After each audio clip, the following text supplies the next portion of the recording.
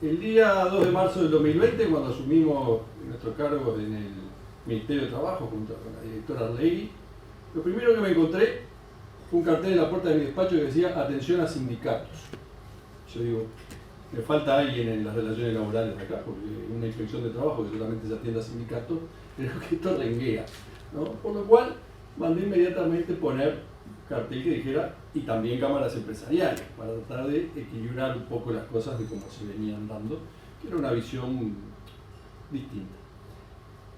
El primero o segundo expediente que me ponen arriba de la mesa era un expediente de clausura, una clausura de una pizzería en La Barra, Maldonado, para los que no lo conocen, que databa de 5 años o 4 años atrás de que nosotros asumiéramos el gobierno. No sé, 4 años después voy a ir a clausurar a una persona, a una empresa, por alguna falta que tuvo tanto tiempo atrás. Se acordará cuál es la causa por la que la vamos a... Me parecía que esto nos daba de alguna manera una certeza de que había inseguridad. Una inseguridad achacable a los que estaban antes, pero sí una inseguridad en el sistema que no funcionaba de la manera en la que tenía que funcionar. Y yo creo que los que estamos vinculados a las relaciones de trabajo nos debemos de ocupar de darle certeza y seguridad a las partes, proteger derechos, ver que se cumplan las obligaciones, pero también las relaciones laborales están enmarcadas en el ámbito de la economía. Y el ámbito de la economía es muy importante dar señales. Aquí donde estoy hoy conviene decirlo, dar señales sobre todo a los inversores extranjeros, que sepan que pueden confiar en este país, que pueden venir a un país donde hay certeza, donde las reglas se cumplen, donde el Estado de Derecho es firme. No damos mucha certeza si somos 5 años, 6 años de lentos y no sabes dónde estás parado. Entonces, eso fue una de nuestras primeras obsesiones, tratar de dar certeza a las relaciones laborales en lo que estamos haciendo para que los actores supieran cuál era el marco en el que tenían que jugar. Después nos enfrentábamos a algo que, tanto para el inversor nacional como para el extranjero, muchas veces es difícil de entender, el tema de las asimetrías en materia laboral, ¿verdad? Sabemos que hay asimetrías en materia individual. Generalmente en materia individual el trabajador es más débil que la empresa, pero son distintas las asimetrías en materia colectiva, porque en materia colectiva muchas veces es más fuerte el sindicato que la empresa. Entonces era necesario transitar un camino que volviera a poner las cosas en el centro, que de alguna manera volviera a centrar las relaciones laborales. Eso yo creo que hacía mucho a la transparencia del país, a la señal que como país dábamos para adentro y también para afuera. Explicarle a los inversores, a los agentes económicos, que las reglas de juego no solamente iban a ser claras, sino que iban a ser iguales. Y en ese sentido, yo creo que con el gran criterio que lo caracteriza, el presidente de la República decidió poner un ministro de Trabajo, que es una persona, el doctor Pablo Mieres, que básicamente creo que lo podemos definir por ecuánime y equilibrado, lo cual le dio certezas, le dio tranquilidad y le dio garantías al sistema. Yo creo que ahí comenzamos un derrotero de ecuanimidad, diálogo y articulación que, como abogado dedicado al derecho laboral que fui toda la vida, creo que son fundamentales en materia laboral. Esas 3 columnas son la base de las relaciones laborales cuando uno las quiere entender con provecho en el Uruguay. El péndulo al centro, por decirlo de alguna manera. Con esa realidad fáctica, no podíamos negar que el hombre no es una isla, como decía Hemingway, y veníamos de donde veníamos. Entonces, para mí particularmente, acá hablo en primera persona, la filosofía es algo importante. Yo creo que la filosofía en los momentos difíciles, ya sea en lo individual, en lo familiar, en lo colectivo, siempre nos rescata. Y vaya si la historia hizo que la filosofía volviera a ser importante. Fíjense que la decisión más importante que yo creo que se ha tomado en este país en los últimos 50 años, que la tuvo que tomar el presidente de la República el 13 de marzo de 2020, fue una decisión basada en filosofía. El 13 de marzo del 2020, cuando el presidente decidió que no iba a haber cuarentena y que todos íbamos a ser libres, tomó una decisión basada en filosofía. El ministro que está ahí sentado lo debe haber sufrido en carne propia ese día, me imagino las angustias de saber a dónde íbamos a parar, ¿verdad? Entonces, con esa filosofía de devolverle al país aquella vieja tradición de que lo jurídico está por encima de lo político y no como durante un tiempo había sido, entendíamos que era un tiempo de fortalecer el Estado de Derecho y un tiempo de dar certezas. Yo creo que eso quedó plasmado en nuestro trabajo preelectoral, pero también quedó plasmado en lo que fue nuestra nave insignia, la Ley de Urgente Consideración, que básicamente recogía también un principio filosófico, el principio filosófico de que todos somos iguales ante la ley. Y el ser todos iguales ante la ley implica que los trabajadores y los empleadores deben ser iguales ante la ley, deben ser tratados de la misma manera. Y se habían dado ciertas distorsiones en eso a lo largo de mucho tiempo que convenía corregir y fueron corregidos. Eso se hizo poniendo el foco en valores que entiendo que son esenciales para que prospere un modelo de convivencia como el que tenemos en Uruguay, que es un modelo de convivencia distinto. Los compatriotas de mi otra nacionalidad que me acompañan acá saben cuando hablo de modelos de convivencia, de tratar de que los modelos de convivencia coincidan, ¿verdad? Bueno, el modelo de convivencia en Uruguay es un modelo de convivencia distinto y lo laboral es distinto, pero al Uruguay le funciona. Es verdad que con sus tensiones, es verdad que es difícil de entender muchas veces para quien viene de fuera, pero es un modelo que funciona. Y ese modelo nosotros entendíamos que tenía que tener al individuo como centro, tenía que tener a la persona, tenía que tener la dignidad humana y lo trascendente, más allá de que uno vaya a misa o no vaya a misa, la dignidad humana como algo que estuviera siempre marcado. Porque las relaciones laborales no son más que otra cosa que aquello que nos ocupa casi todo el día. Entonces no podemos dejar ni a la libertad ni a la dignidad por fuera. En ese sentido, con la libertad como mantra y como práctica, fijamos ya con algo que el presidente de la República lo decía en época de campaña electoral, una visión de las relaciones laborales que fueran colaborativas y no antagónicas. Y eso yo creo que no solamente denota el pragmatismo de este gobierno, sino cuál es nuestra posición frente a la vida. Entendíamos que era tiempo de ideas y no de ideología, entendíamos que la lucha de clases es algo que está absolutamente pasado de moda, es tiempo de mano tendida y empatía, entendíamos que cuando se habla de conquistas en materia de relaciones laborales, necesariamente hay un conquistador y un conquistado, y a nosotros nos parece que no debe haber ni conquistadores ni conquistados, lo que debe haber es gente colaborativamente evolucionando. Entendíamos que debíamos proteger los derechos, pero sin perder de vista que más allá de cualquier derecho y de cualquier agenda de derecho, siempre hay obligaciones y las obligaciones están para ser cumplidas. Está muy bien reclamar derechos siempre y cuando uno sea responsable y esté consciente de esa responsabilidad y sepa que junto con los derechos está la contracara. Por eso en la práctica nos dedicamos a realizar o cumplir con nuestro programa preelectoral cargado de realidad, de ecuanimidad, de diálogo y articulación, de péndulo en el centro, de un barco que no es cora, ni a estribor ni a babor, un barco que navega recto. La pandemia nos dejó, dentro de la catástrofe, la mejor enseñanza que a los orientales nos podía quedar, que además de haber pasado con ella con libertad, la pasamos con un gran ejercicio de consenso. Vimos que el Uruguay podía dar lo mejor de sí. Muchos de los que están aquí, veo ahí a Marcos, a Guillermo, compañeros de Juanjo que anda por allá, Frasquini, compañeros de esos días asiagos de la pandemia, nos llevaron a tener grandes consensos entre los actores de las relaciones laborales para sacar adelante cosas que eran muy importantes. A las 2 horas que el presidente había decretado la emergencia, en el Consejo Nacional de Salud y Seguridad del Trabajo estábamos ya aprobando el primer protocolo en materia de salud y seguridad con consenso absoluto de la parte trabajadora, de la parte empleadora y del Poder Ejecutivo. Y eso fue el preámbulo de algo que vendría después, porque esos consensos se mantuvieron a lo largo de la pandemia, esa buena onda, esa buena fe para poder negociar y salir adelante. Y creo que nos dejó a todos parados en una posición distinta a la que teníamos cuando habíamos empezado. Muchos habían empezado pensando que nosotros llegábamos con complejo de génesis, como otros tuvieron en otros tiempos, a cambiar todo lo que estaba, a mover todo lo que estaba, a derogar cosas, a liquidar maneras de entender las relaciones laborales en Uruguay. No lo hicimos. En algunos casos hasta las reforzamos, ¿no? Todo esto además realizado con algo que, perdonen una pequeña digresión quizá familiar, que para la directora Ley y el ministro Heber y para mí son muy importantes, que es el sentido de la urgencia. Lo aprendimos de nuestros mayores, ¿no? Y los que venimos de la misma familia política tenemos de ese bichito de la urgencia y de la ansiedad, que por otros quizá sea mal visto, pero que es una obsesión por los resultados. Y es una obsesión por los resultados que está marcada fundamentalmente por el respeto del tiempo, porque entendemos que el tiempo en la economía y en las relaciones laborales y personales es el valor más escaso.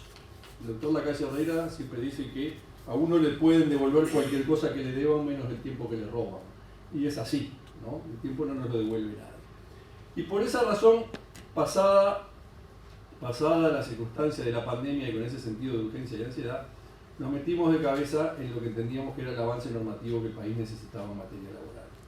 Aprobamos el primer protocolo sanitario, como les dije recién, el 13 de marzo de 2020, a las 2 horas que el presidente había decretado la emergencia, consensuado.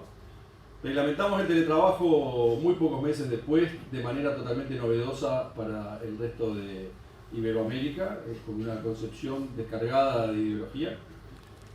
Redactamos y aprobamos una ley de adelanto de licencias que también marcó un hito en la historia del derecho laboral del Uruguay.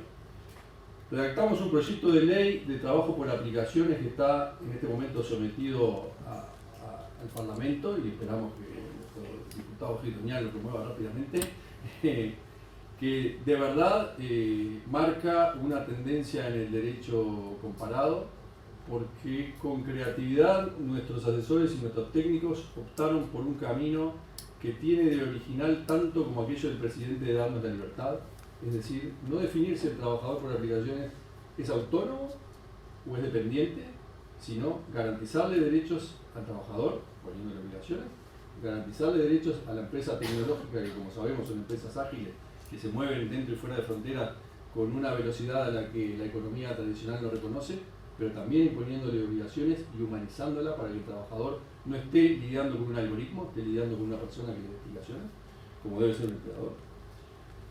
Nos metimos de cabeza a hacer algo que para el país era muy importante, que es la reglamentación del convenio 190 en materia de acoso laboral. Un país como Uruguay, que tiene una fuerte y rica tradición en materia de derecho del trabajo, no podía estar ajeno, fue el primer país en ratificarlo y teníamos que honrarlo con esta reglamentación en la que estamos trabajando. Nos acordamos de los más débiles con un decreto que reguló el trabajo rural en condiciones meteorológicas adversas, que no tiene comparación en el derecho. Cuando buscábamos en derecho comparado no encontramos ningún antecedente. Uruguay es el primero que hizo eso. Enviamos hace bien poco un proyecto de ley sobre fraccionamiento de licencias que tiene dos características que para mí son muy importantes. La primera es que es algo que plasma la verdadera realidad. Y el derecho laboral, la primacía de la realidad es algo muy importante. Bueno, esto marca la realidad. Nadie cumple con la ley de licencia, porque la ley de licencias en el siglo XXI está de moda. No se pueden tomar las licencias de la manera que está. Nosotros lo organizamos de manera de garantizar un periodo de descanso mínimo y de darle libertad a la persona para que acuerde con su trabajador, con su empleador, de qué manera se va a tomar la licencia. Y la segunda característica es esa quizá bien nuestra, de la familia de la que venimos, de entender que el individuo es capaz, el individuo es suficiente y el Estado no tiene por qué estar entrometiéndose en la vida de las personas permanentemente. Dicho todo esto, veníamos bárbaros, pero nos encontrábamos con un derecho laboral administrativo que no funcionaba. Desde el principio teníamos atrasos de 4, 5, 6 años en algunos casos con expedientes. Expedientes que duran ese tiempo, independientemente de lo que se resuelva, provocan una gran injusticia, porque yo creo que la primera injusticia que se puede cometer con cualquier persona es tenerla sometida a un proceso largo, ¿no? Sin saber cómo va a terminar.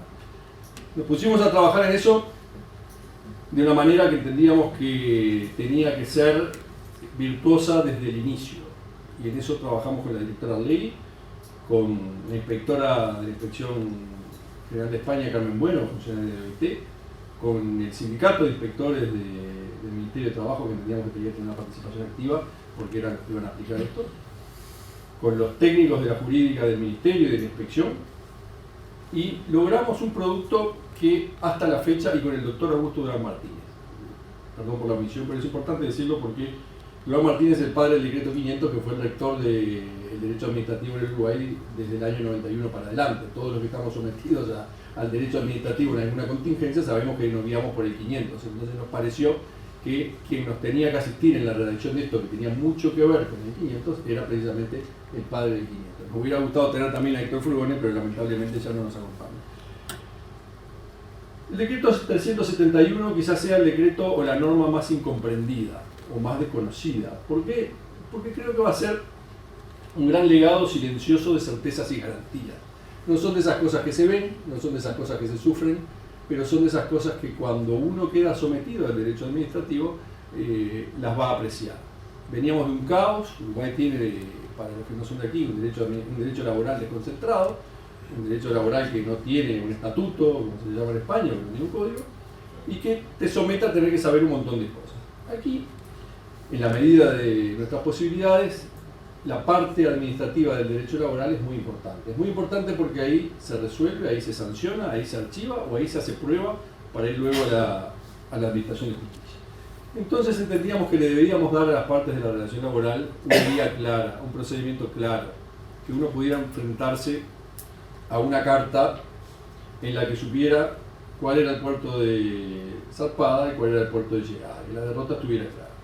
Por eso este decreto simplifica, promueve relaciones laborales sanas, establece un procedimiento general ordenado donde el caos que existía, es una hoja de ruta que da muchísimas certezas, da absolutamente mayor celeridad, marca bien claramente cuáles son los procedimientos a seguir en materia de derechos fundamentales, que como ustedes saben, ahí es donde se dilucida lo que tiene que ver con acoso laboral, con acoso sexual, con cualquiera de las represiones sindicales, porque hasta hace poco parece que la represión sindical tenía solo un signo, ahora descubrimos que tiene dos, que también es represión sindical negativa.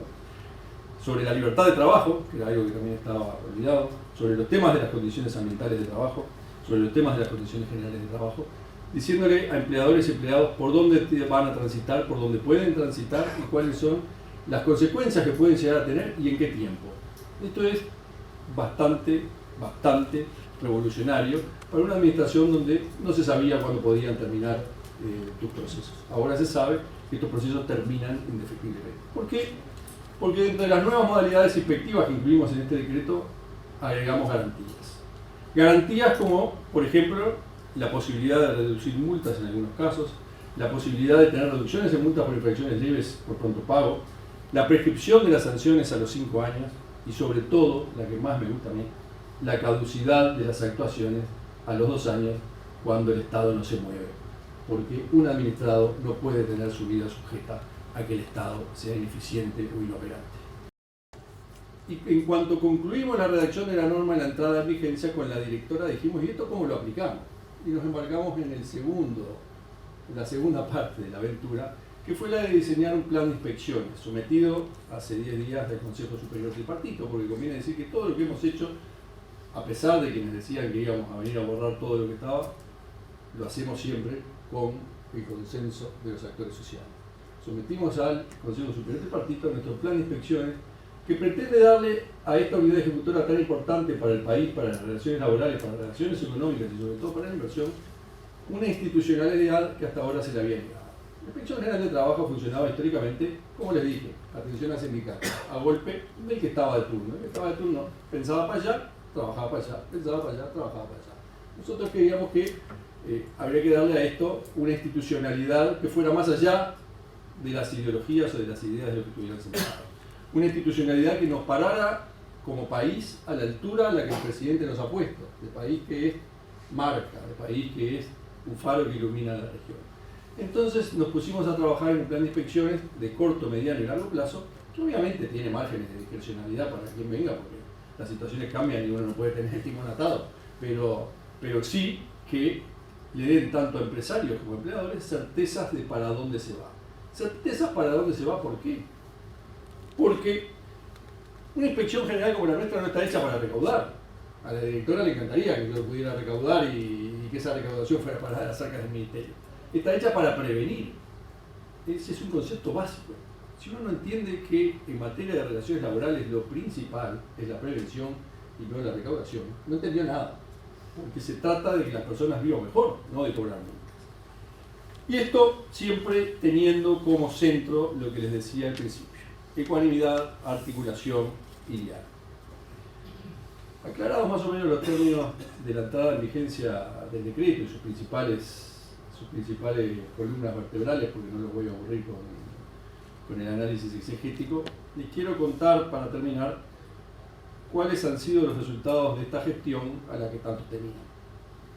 Hemos tenido un 200% más de tripartitas en materia de salud y seguridad. Es decir, que cuando el presidente, creo que no se tatuó en los consejos de salario, pero es como si se lo hubiera tatuado, porque creo que hemos cumplido con los consejos de salario mucho más que cualquier otro. 200% de tripartitas más en materia de salud y seguridad de las que el país tenía. 20% más de sesiones del Consejo Nacional de Salud y Seguridad en el Trabajo, también integrado de manera tripartita. 45% más de inspecciones de condiciones ambientales de trabajo con ánimo de prevención, no de recaudación. 48% más de clausuras preventivas. Entiéndame, estoy hablando de clausuras preventivas, no clausuras sancionatorias. Es decir, clausuras preventivas son aquellas que previenen accidentes, salvan vidas, no que están sancionando. 20% más de inspecciones de la División de Condiciones Generales de Trabajo, que es la que tiene que ver con la formalidad. Reducción en un 30% de los tiempos de tramitación de expedientes con el decreto anterior. Con el decreto nuevo auguramos una reducción aún mayor de los tiempos que estimamos van a terminar en un plazo aproximado a los 24 meses, que es lo que dura hoy en promedio un proceso laboral en materia judicial. Entendíamos que tenía que tener el mismo criterio, sobre todo por el intercambio que podría haber entre la justicia ordinaria y la administrativa. Una reducción en la informalidad del 25 al 20% en lo que va de este gobierno, que no es menor. El ministro Mieres ha hecho referencia a esto varias veces. Obviamente que es un dato que llama la atención. Todos los países al transitar la pandemia terminaron con más informalidad. Nosotros terminamos con menos. Y no terminamos con menos por casualidad. Hay algunas cuestiones que podrán ser subjetivas, como que las personas hayan entendido que estar en el sistema formal era más beneficioso cuando deseaba la tormenta, pero también hubo inspección en la calle y creatividad por parte del Ministerio, y en esto hay que reconocerle al Director Nacional de Seguridad Social, el escribano García Ceballos, una creatividad inusitada a la hora de generar instrumentos de seguridad social para paliar las circunstancias de las personas que estaban padeciendo en ese momento. Una reducción de la siniestralidad laboral en un 27% desde el 2014 hasta el 2021 y que sigue con una tendencia a la baja. Y es importante esto que voy a decir en este ámbito, lo dije hace bien poco en Santiago de Compostela, porque esto también es marca país. La reducción de la siniestralidad de 2014 para aquí viene bajando. Y ha bajado en 3 gobiernos. Nosotros no solo somos los que estamos estos 5 años, somos los que tuvieron antes y los que van a venir después. Entonces, un país que tiene una capacidad institucional de funcionar así promete mucho, y lo decía fuera de fronteras con orgullo, no hay por qué ponerse colorado. Como conclusiones, hemos tenido una gestión enfocada principalmente en promover relaciones laborales sanas, en una mayor productividad de los cuadros, en una mayor eficiencia, con el objetivo clarísimo de prevenir, no de sancionar ni de recaudar, pero con la mano firme a la hora de tener que sancionar cuando las ilicitudes estaban claras, y con la mano firme de intimar cuando la ley no nos dejaba sancionar a quienes jugaban en el borde del límite. La ecuanimidad del diálogo y la articulación, el péndulo del centro en estado, como les decía, ni bandeamos a babor ni bandeamos a estribor. Desde afuera nos aprecian por el gran presidente que tenemos, pero también porque en un mundo incierto los orientales creo que generamos certezas. La generamos por nuestra forma de ser, que de algún lado la heredamos. Yo, en mi humilde trabajo, he tratado de hacer las cosas lo mejor posible, a la gallega, con un poco de sentidiño, pero sobre todo con prudencia.